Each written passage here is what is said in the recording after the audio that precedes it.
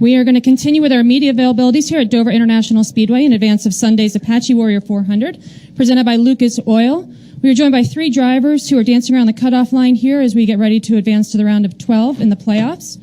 We're joined by Ricky Stenhouse Jr., driver of the number 17 Fastenal Ford, who is currently in the final playoff transfer spot for the next round. Austin Dillon, driver of the number 3 AAA Chevrolet, who is in 13th, tied in points with Stenhouse Jr., but is out right now based on the tiebreaker. And Ryan Newman, the number 31 Wastemaster Chevrolet, who is 1 point behind Stenhouse and Dillon in the standings. Gentlemen, I'm just going to go down the line here. We'll start with you, Ricky, and then go to Austin and Ryan. It's going to be quite the race within the race this Sunday. Can you give us an overview of your thoughts, the intensity behind that battle as we get ready to go into the next round? Yeah, rewatching the race from earlier this year, I thought, all 3 of our cars were really fast. You can add the 1 and the 41 and 5 in there as well. I felt like we all had really fast cars, so it's going to be a battle. I think there is some strategies you can play to maybe get some stage points, but you don't want to give up too much track position here. So it'll be a fine line of what your crew chief wants to do, but it's going to be a heck of a battle for sure. Austin? Yeah, I'm looking forward to it. It's going to be a race within the race, but you got to be smart throughout. Make sure you're there at the end and put yourself in good positions. And looking forward to the challenge. It's a little championship run here for all 3 of us this race. So one of us, I think, are obviously going to get to the next round. So we got to make it happen. And Ryan? I think they said it perfectly. All right, great. We'll open up to questions then. Raise your hand. We'll get a mic to you. We'll come up here to Claire in the front. Go to Claire, and then to Kelly, and then to Bob. Claire B. Lang, Sirius XM NASCAR Radio. Good answer, Ryan. You think about this being the cutoff race and how much is at stake, but you guys all say you race your guts out, which you do every weekend. Anything different and more competitive here than would be anywhere else? I mean, obviously the cutoff is important, but you guys always race hard. Well, I think, you got to race the track as well here at Dover. It's tough. The car's always on edge to be fast here, and it's easy to make mistakes. So you got to watch other people around you. You got to be able to, get on and off pit road. So there's a lot of things that you got to pay attention to yourself, not just what, Austin and Ryan are doing. Heck, who knows? The 41 can go out and get stage points, and all of us miss stage points, and then before the end of the race, you're talking about him as well. So we just got to go out and do the best we can, and really kind of keep your head down until after that second stage, and then kind of see where things shake up, and then go for it after that. We'll go to Kelly, and then Bob. Oh, sorry about that. Yeah, I think it starts today from practice to qualifying, and having a fast car definitely helps that. So makes the weekend a little easier, takes a little stress off of you going in after you start up front. You can maybe get some quick stage points to start the race off. So it's key to unload fast, I think. Ryan? I couldn't agree with him more. We'll go to Kelly, Bob, and then Holly.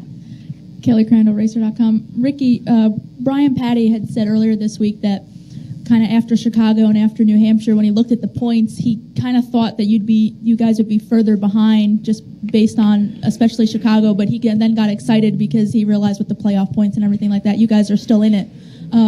Did you kind of notice the points, and what was your reaction to being, you are still in it, you're right there, but having those playoff points to kind of keep you in contention?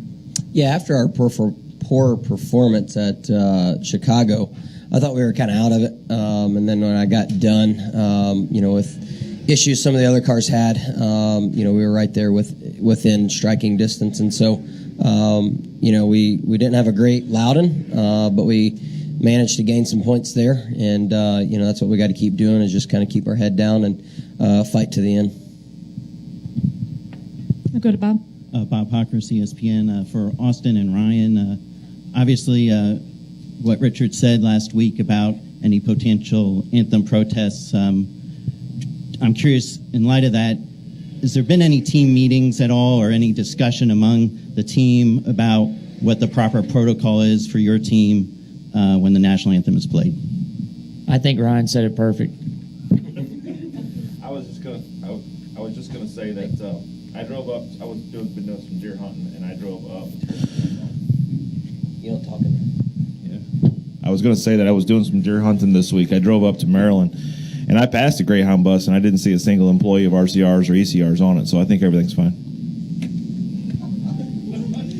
We'll go to Holly. Holly Kane, NASCAR.com.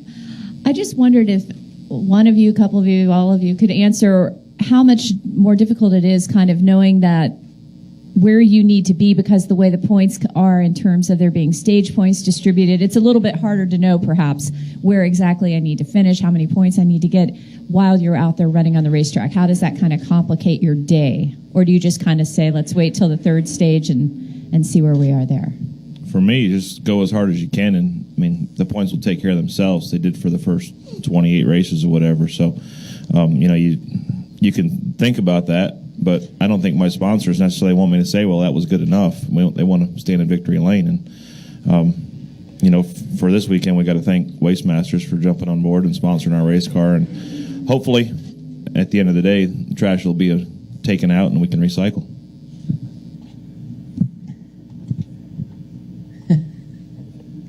Any additional questions for our panel? We'll go to Nate and then Mark.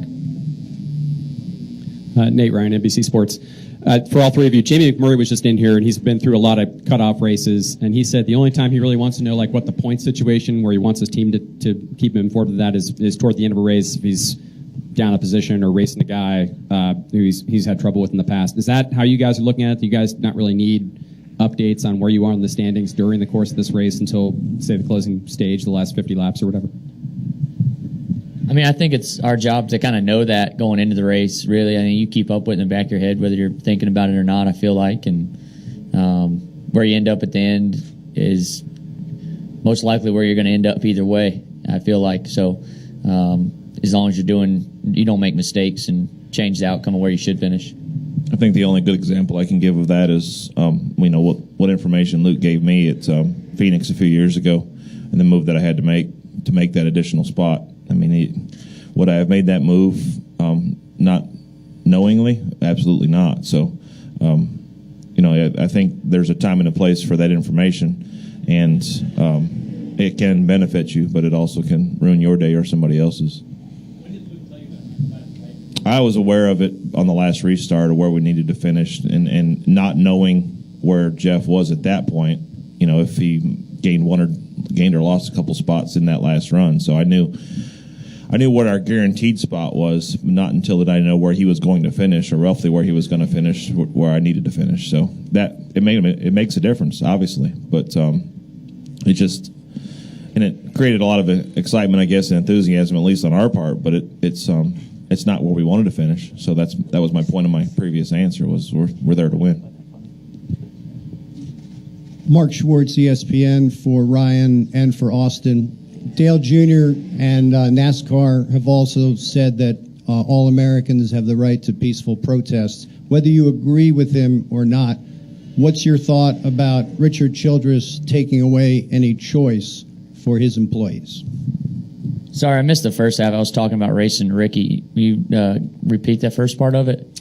Well, Dale Jr. and NASCAR, the organization itself, have said that everyone has the right to peaceful protests. However, Richard Childress said if you do protest, you'll be on a Greyhound bus. What do you think of the fact, whether you agree with him or not, that he's taken all the choice out for all of his employees? Oh, I have no clue, but for me, I stand for the national anthem for those who give us the right to go out and race every weekend. And for me personally, when I go out there, I think it's an honor to stand during the national anthem and have my hand over the heart and stare at the flag. And I enjoy that part of my weekend, so I can give a little bit back to those who have given their lives to allow me to go race. So that's where I stand personally. Can't talk for anyone else. I have to say that the word protest would be kind of conflicting in my mind. I don't think that there is anything to protest when it comes to why I personally stand for the American flag. I think it's all about liberty and justice for all, and that's the freedoms that we have, and we should all be thankful for that. And if you have the ability to stand, that's the way I was taught to treat that moment, was to stand. If everybody else is taught differently, then it's news to me. Do you think anyone this weekend from any of the teams would protest during the anthem or during the flag? Do you expect anything like that? We're not here for that. We're here to race. I mean, we can talk about this stuff all day long, but we're here to race. We're here to try to win a championship for ourselves and for our sponsors and for our fans. And anything else is just getting in the way for us. I think you should tune in and watch the race. It's going to be a great race Sunday. You'll find out right then. Any final questions for our panel?